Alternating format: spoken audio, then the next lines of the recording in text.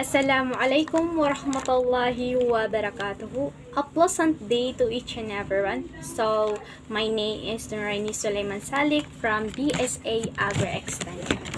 So, the topic that I've chosen is the evolution of communication.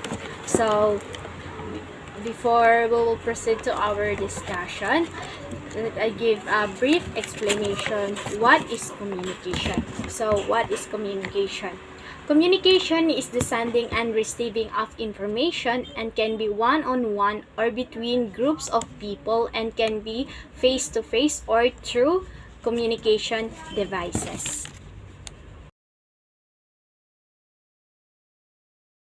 The evolution of communication. The history of communication itself can be traced back since the origin of speech circa 100,000 BCE. The older methods of communication were cave paintings, smoke signals, symbols, carrier pigeons, and telegraph. The latest and the modern ways are more convenient and efficient. For example, television, cell phones, internet, emails, social media, and text messaging. Let us see how communication evolved throughout the years. So first is cave paintings. Communication began around 40,000 years ago through cave paintings by showing visual illustrations. So, cuneiform. In 3500 to 300 BCE, ancient Sumerians developed the first writing system. So, hieroglyph in 3000 BC, ancient Egyptians developed the first writing system consisting of pictures and logo. Smoke signals.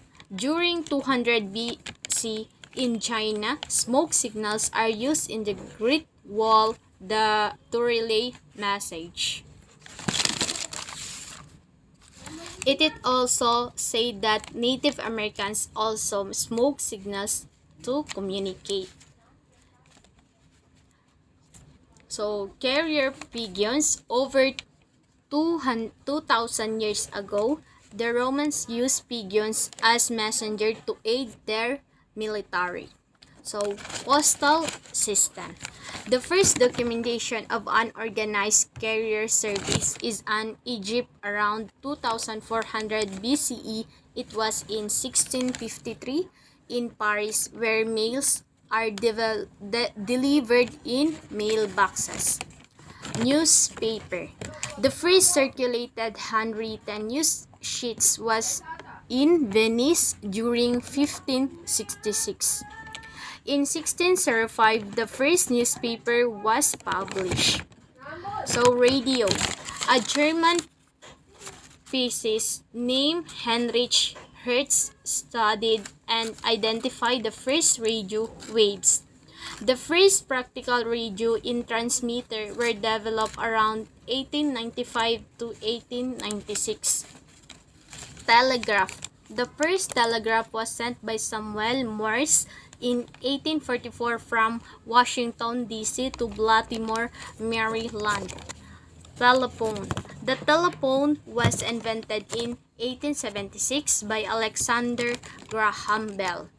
Television. In the late 19th and early 20th century, the television was developed. And the internet.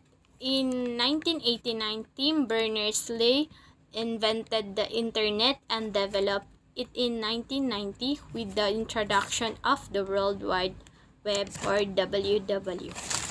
Mail.